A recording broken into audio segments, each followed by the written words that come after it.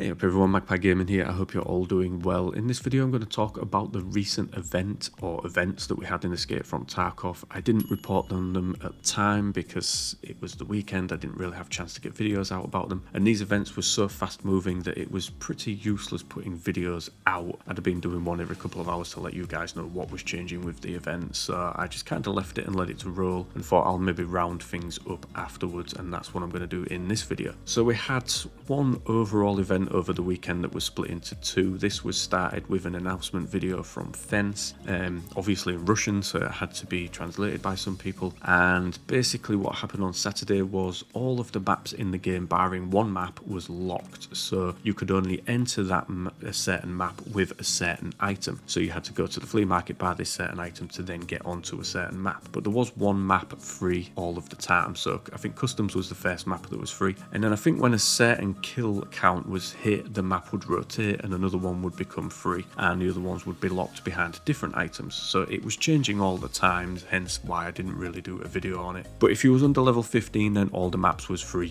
This kind of event didn't really apply to you guys. It was just those who were 15 and over. Then on Sunday we had a new event where all of the bosses in the game, including the cultists, were changed to 100% spawn rate. And again, another kill count was added, and once this kill count was hit, the spawn rates were reverted back to normal. So I think it lasted something like 3.5 hours altogether, and then it was over and done with. So it's a tale of two halves really. When they started the first event on Saturday, where you were restricted getting into a map, a lot of people complaining that this just wasn't really the way to do an event, and it was, you know, crap. They spend all week working, and on the couple of days on a weekend where they're able to game, they're then restricted going into certain maps because they've got to buy certain items. Some of these items were wasn't within the reach of some people. They didn't have the money to do it. And then obviously Sunday, that event was a little bit more agreeable to everybody. All of the maps were open as normal, and you were able to go in, and bosses were on 100% spawn. Remember, bosses can carry good loot sometimes. They obviously attract a lot of other players, so the PvP and the PvE around those is usually pretty good, and I think more people enjoy that than they do being restricted. So my take on these events, my personal opinion, is that the Saturday event wasn't really an event. Restricting something in the game to cause an effect isn't an event to me. It's just a piss take, really. A lot of people that play this game, and I know there are hardcore gamers out there that play this every day, and they don't agree with the casual's point of view, but the vast majority of the player base is casual. They can only game on certain days, or they can only game for a couple of hours, and they love Tarkov and they want to game on it, and then they come on a Saturday. A lot of people didn't really know what was going on. They had to go to YouTubers, had to go to streamers, look on Reddit to find out, you know, what the hell was going on, because they didn't understand the rules of that event. And I think it just alienated a lot of the player base at a time where they really don't want to alienate more people. It must be hurting them a little bit with the low amount of players on at the moment. Obviously we're very far on in a wipe. A lot of people just aren't playing because of that reason. A lot of people aren't playing because of the usual reasons of a lot of things that just haven't been fixed in the game right now. So, but then Sunday's event was good, really good. You know, this is an event. This is what people want to get into. 100% spawn on bosses is an event in my eyes, and a good one at that. Being able to get in your teeth stuck into some of the bosses that you might have only seen a handful of times this wipe, even if you've been playing regular, because their spawn rates are so low. And cultists as well. Some people have never witnessed cultists, but they were then on 100% spawn, so you could then probably go and maybe see some of them. But again, this event only lasted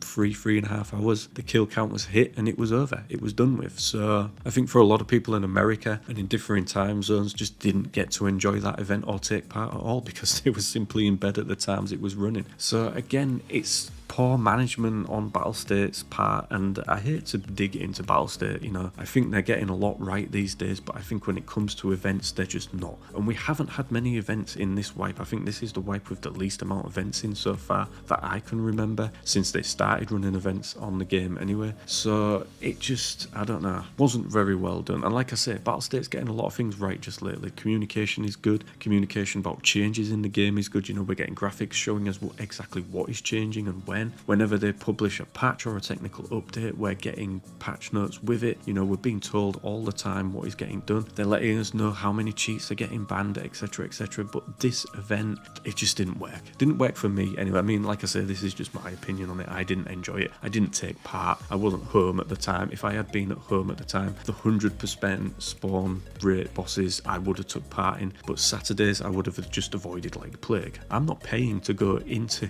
maps when it already pains me enough trying to earn the money to earn the loadouts that I want to use. So yeah, like I say, hardcore gamers, it wouldn't have affected them. They've already got millions. They've got a lot of money. It doesn't really bother them. But for the casuals, it can really hurt. So yeah, I hope that Battlestate rethink these events. Maybe they plan something ahead of time next time, you know, instead of just springing it on us. I do like the fact though that the whole community has to work towards something. Hitting the kill counts to change things, I think is really good. And I think it's something that should be added into the game more often. So let's say, for instance, I think it was something like 150,000 kills had to be reached for the event to end or whatever. Let's put in, I don't know, let's have 1 million kills and then you'll run an event. That way people will know that an event is coming. They'll know roughly what it's about and the whole community will be able to take part in making it happen. This is what we had last year with the extortion event with the Lightkeeper coming into the game. You know, I think it was, 1.5 billion rubles had to be handed over. You know, it was something that the community could get behind and it didn't end within a couple of hours. So I hope that Battlestate can get it better next time. You know, like I say, a lot of people will have enjoyed that event, but my personal opinion was it just wasn't that good. So hopefully